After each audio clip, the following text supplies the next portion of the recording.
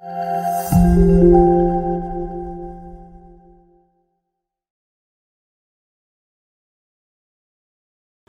is going on, YouTube, or wherever you listen to podcasts, and welcome back to the Binkz and Doodle Effect. This is episode number 36, and thank you guys for tuning in again for another week. How are you doing this week, Andrew? Pretty good. How about you? I'm ready. I'm good. Binkz and Doodle Effect brought to you by Lividity and Rogue Energy. Rogue Energy is a premium energy and focus supplement designed to optimize your mental and physical performance. And unlike unhealthy canned energy drinks, powerful supplement can be taken daily for overall improved performance. It's filled with vitamins and amino acids. And it's a healthy way to increase your natural energy. Use the code GETLIVID. Get 5% off on the bottom of your screen. Your entire purchase. Recommend the starter pack. You get a shaker cup and 4 or 5 different flavors to try. Get Livid, 5% off. Let us know if you used it. Beautiful. Moving on, Mr. Andrew. What do you want to start off with this week? We got baseball, we got hockey, we got football. Everyone's a little active this week. It's tough to say. Up to you. I'm going to leave it up to you. How do you want to start off?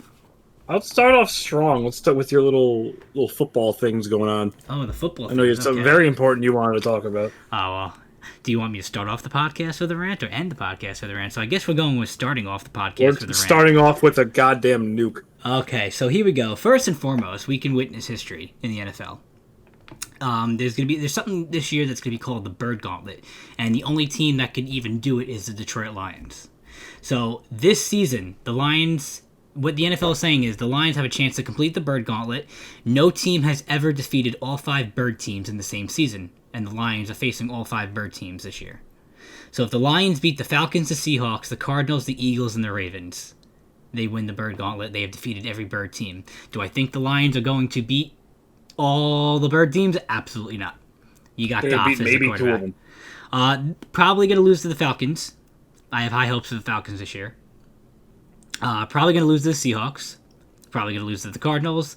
I could see the Lions beating the Eagles. And they're probably going to lose to the Ravens. I could see them only beating the Eagles, if we're going to be real here. Yeah, no, that's not going to happen. No, absolutely not. So we probably won't witness history, and God knows how long until another Bird Gauntlet. A team plays all 5 Bird teams in one year. That's so random.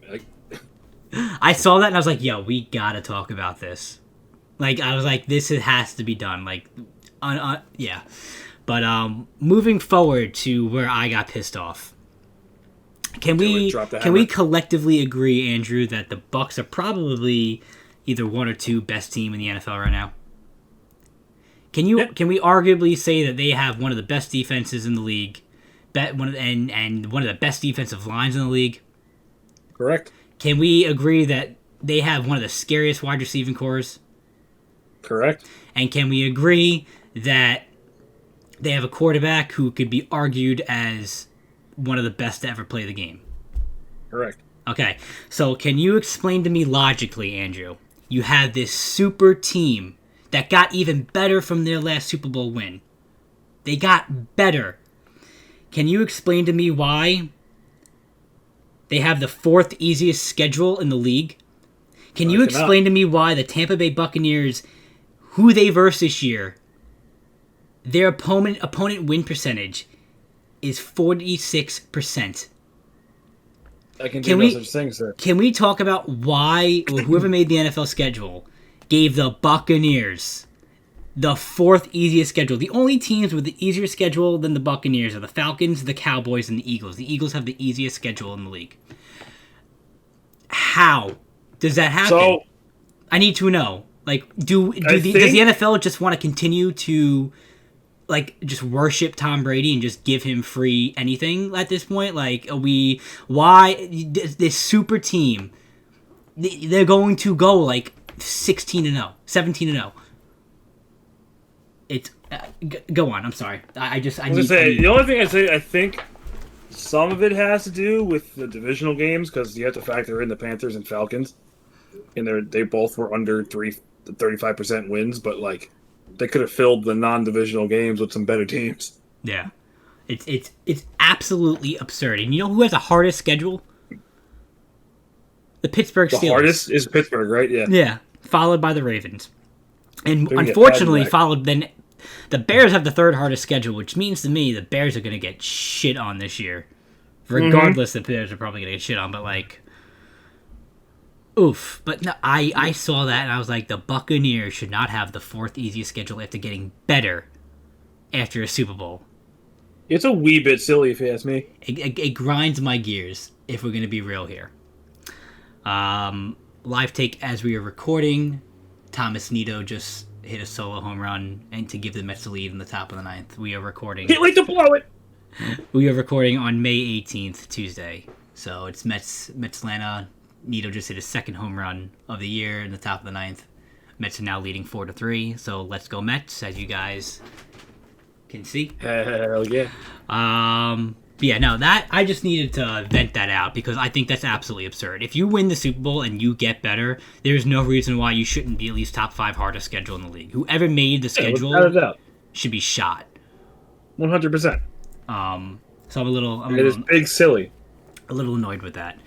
Other than that, really not much more in the NFL. Other than that, A lot of random ass signings, but like nothing. yeah, nothing noteworthy that we should be telling you guys. Before we jump into any other sport, I just want to talk and shout out to anyone who thinks that Michael Jordan is not the GOAT of basketball. I have a stat here that like blew my mind. That I was like, wow. Andrew, only 3 players have ever won the scoring title and been named first team all defense in the same season. Jerry West did it in 1970. Kobe Bryant did it in 2006 and 2007. Michael Jordan did it in 1988, 1989, 1990, 1991, 1992, 1993, 1996, 1997, and 1998. It's a lot of years. LeBron has never done it. That's not a lot of years. So, shout out to all my Jordan lovers. Michael Jordan is the greatest basketball player of all time. And I will continue to pound those stats as I see them. But, going on, Andrew. NHL hockey. Playoffs. It's great. Dude, the Hurricanes had a packed house. It was weird. It was great. It was awesome. It was loud. It is nice hearing some fans now. Especially with hockey. Exactly. No, It's a whole other level. You need that fan excitement, enthusiasm in a hockey rink, especially during the playoffs, because it's like one of the most exciting things of all time. Oh, yeah. You know who scored the first goal in the NHL playoffs this year? I do not. Tom Wilson. Was he really? He scored the first goal of the 2021 NHL playoffs. Oh, good for him. At the NHL player safety, you dumb shits. Look what you did. So, yeah, playoffs started on Saturday. The Capitals beat the Bruins in overtime. Continue on to Sunday. You had the Islanders beating the Penguins in overtime. You had the Wild beating the Knights 1-0 in overtime. That game was nuts because at the end of the first period, it was tied 0-0, but the Knights were out shooting the Wild 20-5. So anyone who knows hockey knows that the Wild were going to win that game because the hockey gods were on their side. You had probably the craziest game of the playoffs so far, which is the Lightning and the Panthers, ended 5-4. Just go watch that third period if you can, because it was ridiculous. It was utterly insane. The Panthers took the lead with like 3 minutes left, and the Lightning tied it and scored. It was awesome. You have to watch it. It was that good. That's playoff hockey at its best. Side note: the Flames and Canucks played, but they're not in the playoffs because they have to make up COVID games. Neither of them can do anything, but they have to play the games. I wouldn't have shown up for the games if I was Webb, but that's me. Then you had yesterday the Bruins tied the series. They beat the Capitals in overtime. You had the Hurricanes take a 1-0 lead over the Predators, and the Avalanche take a 1-0 lead over the Blues. Tonight, a.k.a. the 18th, which is Tuesday, you currently have the Penguins beating the Islanders 2-1 in the third period. Let's go Penguins! I'm so conflicted. I'll go back to that, though. The Lightning are beating the Panthers 2-1 at the end of the second. We have the Wild and the Knights are going to play later tonight. Let's go Knights. I'm going to be the opposite on that one, but that's going to be a great series, so it's fine. I want another absolute full tilt battle between the state of Florida because that first game was awesome. You really have to watch that Lightning Panthers third period. It was incredible. It was everything you could hope for from playoff hockey. It's like if you're thinking about like the Battle of Florida, if like the Rangers and Islanders have a series right now, or if Pittsburgh and Philly did, like it was great. I'll put that on my to-do list. I can't promise you anything though. I am so conflicted. I know I texted you earlier in the week. I do not want to see the Islanders do anything in the playoffs. Not because I hate the Islanders like I hate the Yankees. I don't want to deal with the Islander fans at all. And we are surrounded by them where we live. So I really can't be bothered. I want them to be a one and done team, but at the same time, I despise Sidney Crosby.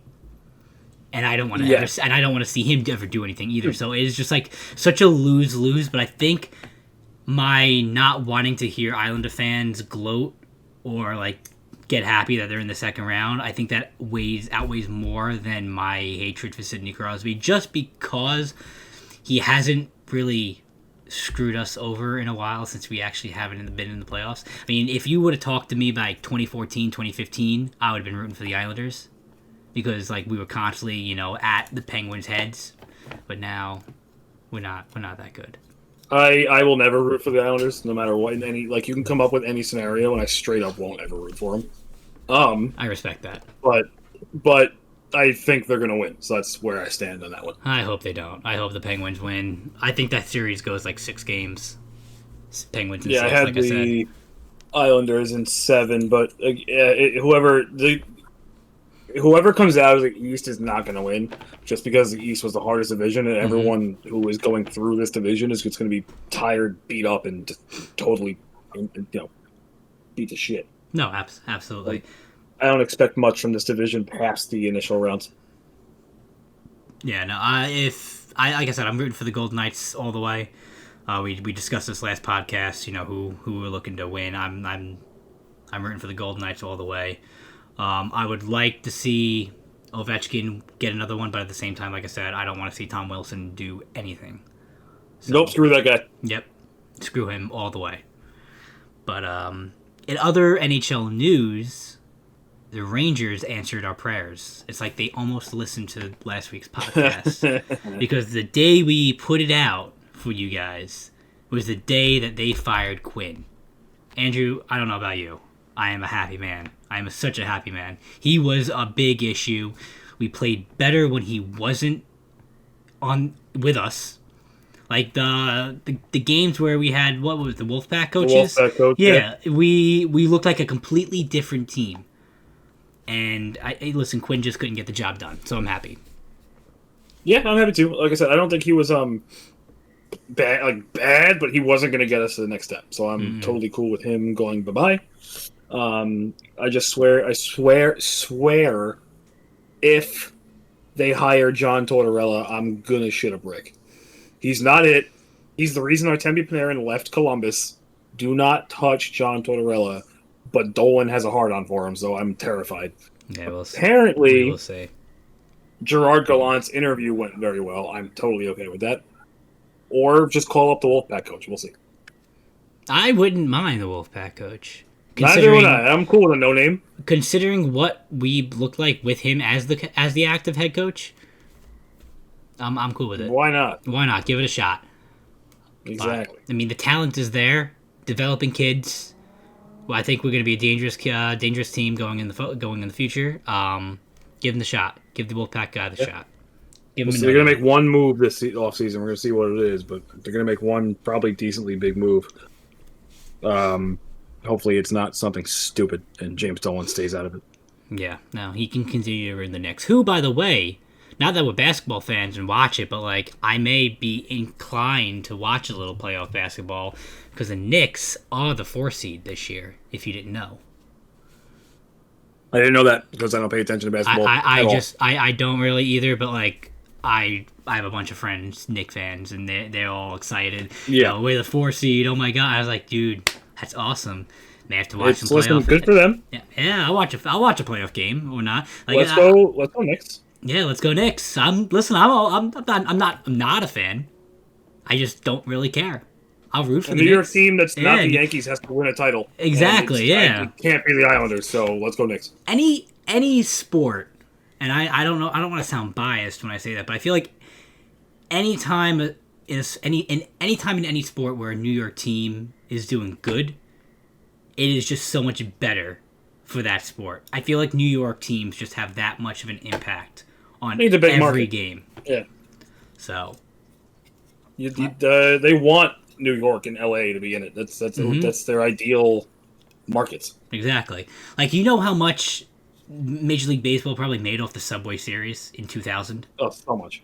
Like, both New York teams in the World Series. That, like, unbelievable. I think it's just best for all sports. It's not even just baseball.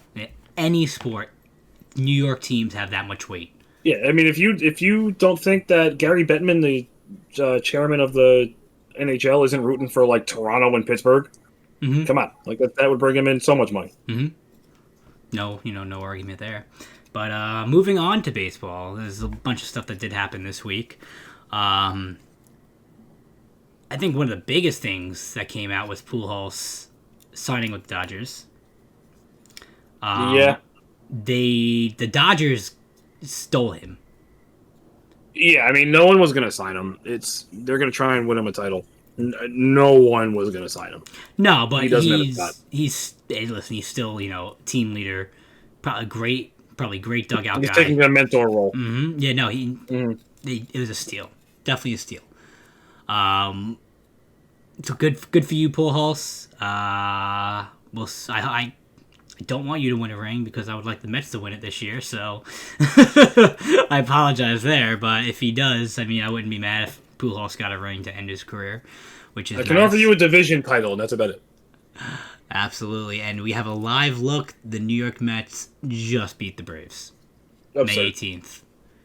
Diaz Absurd. got another save. Ballpin is still looking sharp. Jonathan Villar's nutty. Let's put it this way. Let's go talking about the Mets real quick. I'm gonna pronounce this guy's name wrong, but Mazika. I just nicknamed him. I just been calling him Bear anytime I saw him on TV because that's what he just reminds me of. That man still no major league hits, two walk-off at bats. Like And then cracks a home run the other day. Yeah, unbelievable. Good for you, kid. Good for you. And can we just say that both walk-off at-bats didn't even leave the infield? It's the best part of it. It's the best part of it. Pilar, though, if you guys watched on Monday, which was the last night, took a 94 mile an hour. I think it was a fastball. 94 mile an hour fastball. Right to the nose. Went down. Bloody face, bloody everything. Man was just like spurting blood on the field. Came out today, has several fractures in his nose. He's not going to be back anytime soon. The Mets are just so injury ridden right now, and we are continuing to win with nobody. That's the best part of it all. Like, everyone's all doom and gloom. That's a good sign. That is very good sign. Everyone's so doom and gloom. The Mets are so injured.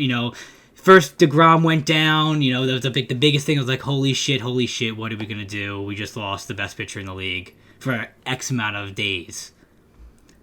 And then surely but slowly, we just had McNeil is out, Conforto's out. What's his face in center field was out. Nemo's been out. Yeah. Yeah, it's. No, I'm not talking about Nemo. Who went like face first into the wall? Oh, Almora. Yeah, thank you, Almora. He done. It's just now Pilar is going to be out. And then Walker on Monday left with tightness. We can't catch a break, and we are still winning, and we're winning divisional games, which is the biggest part. That is the biggest thing. If we're losing, I would rather lose out of the division, but we are winning our divisional games, which is so huge. Yep. Noah Syndergaard is expected back soon. From yes, he what is. we have heard, Carrasco should be on his way back as well. We need the two of them more than anything. Even though our bullpen has been looking, it's been solid. It's definitely been solid. If the bullpen does this all year and we get our full rotation back, it's game over. Mm-hmm. It's game over. I don't care if we're only going to score like 3 or 4 runs. That's all we're going to need. all we're gonna when it comes to the playoffs, pitching is everything, and pitching is so much more important than an offense in the playoffs, in my personal opinion.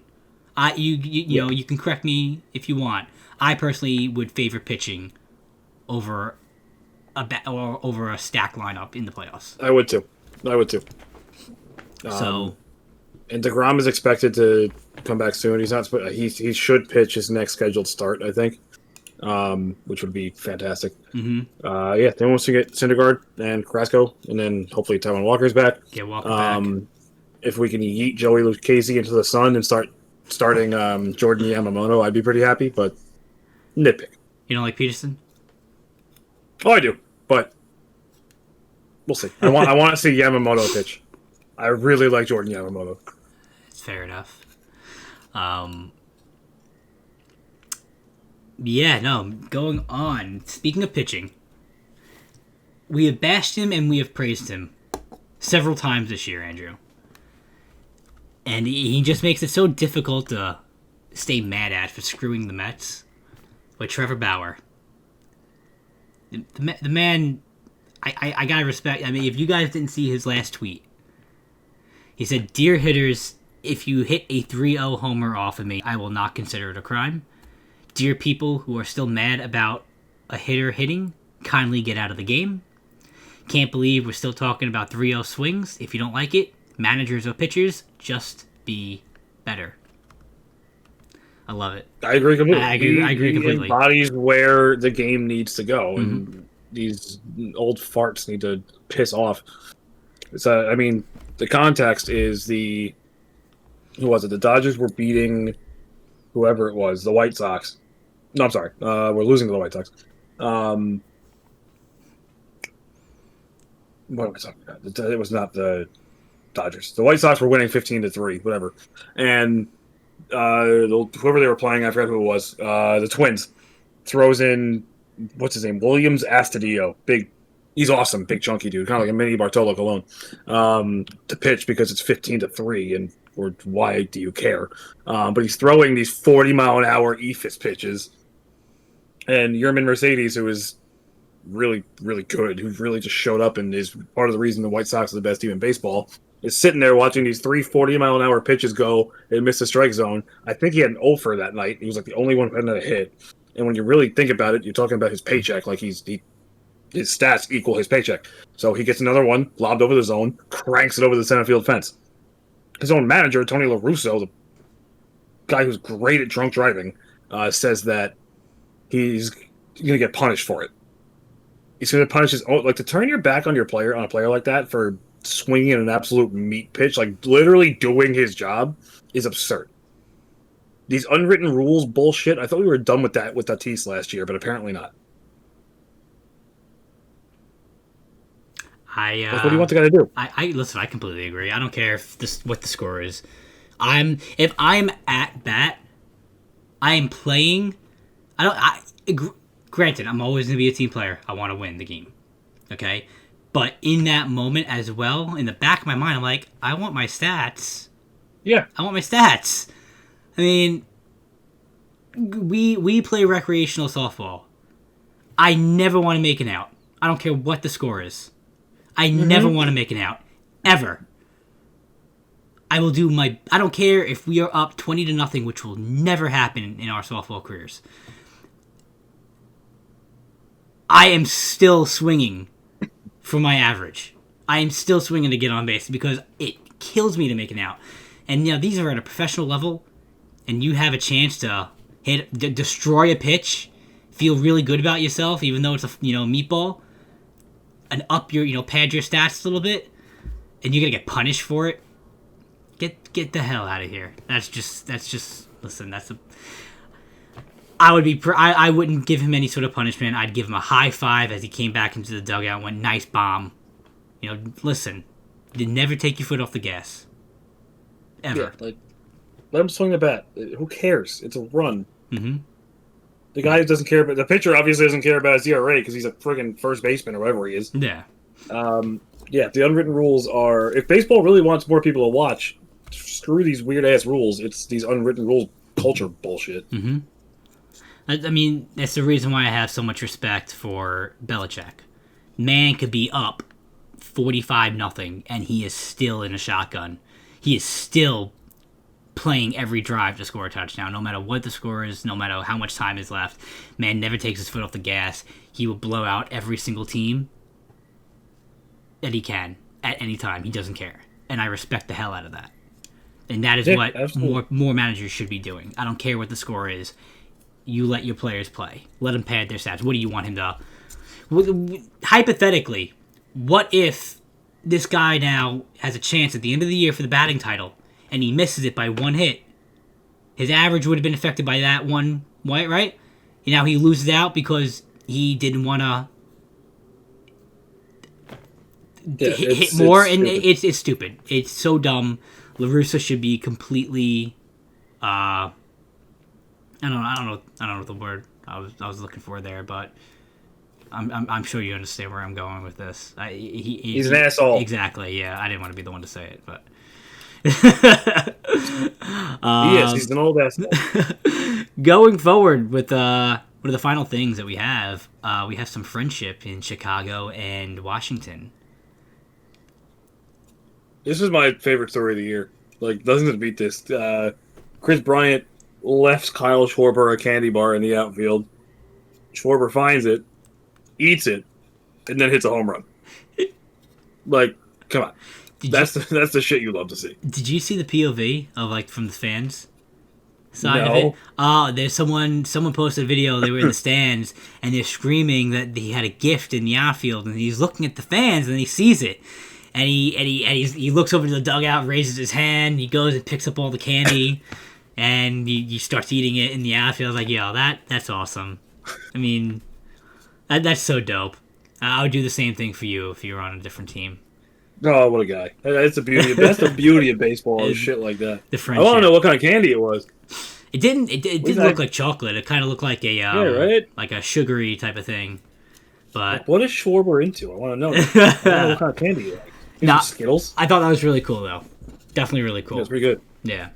It's just saying, if you want to toss me a Butterfinger while we're playing softball, I wouldn't be against it. Sounds good. Yeah. Next week. Actually, a Butterfinger might not be the best thing to eat while playing softball.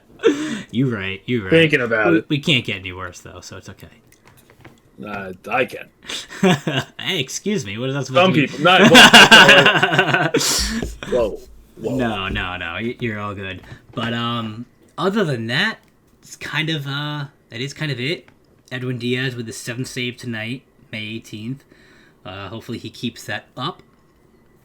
Andrew, do you have any parting words with our viewers this week?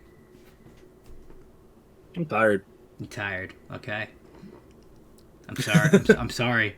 It is a later podcast. We had so much technical difficulties to get this one going. And my God, do I hope when we go into post-editing that everything is A-okay, because I may start to cry. But we had a lot of technical difficulties. We got delayed next week an I'll hour. have What'd you say? Yeah, it was not great. I said next week I'll have some stuff to talk about. This week, not really. Wow, okay. I'm excited now for next week. What do you got in mind? Nothing that crazy, don't worry. Not crazy? All right. Well, if you are watching on YouTube, thank you guys for watching. Thank you guys for listening. Hit that like button. It really helps out the channel. Hit the subscribe button and turn on notifications. We upload every Wednesday at 3 p.m. If you're listening to wherever you listen to podcasts, please give us a 5-star review. It really helps everything out. We'll give you a shout out if we see your 5-star review. If you have any questions or topics that you want to hear for next week, leave it down below. We'll be more than happy to answer them. Or you can add us on Twitter, whether it's our individual Twitters that are underneath our names right now, or at the BD Effect on Twitter. Website coming very, very soon. I know I said this 8 podcasts ago. Only months now. We also had some difficulties with that. That's another long story, but we're in the home. It's a difficult life. We're in the home stretch of the website now. So stay tuned. I'm hoping within the next 2 or 3 podcasts, the website will be up. There's going to be a lot of features for the Binkz and Doodle Effect on the website, so keep an eye out for that, as well as merch. But other than that, I think we're all set. Thank you guys for watching. Thank you guys for listening. And until next time. Stay sexy. Peace out.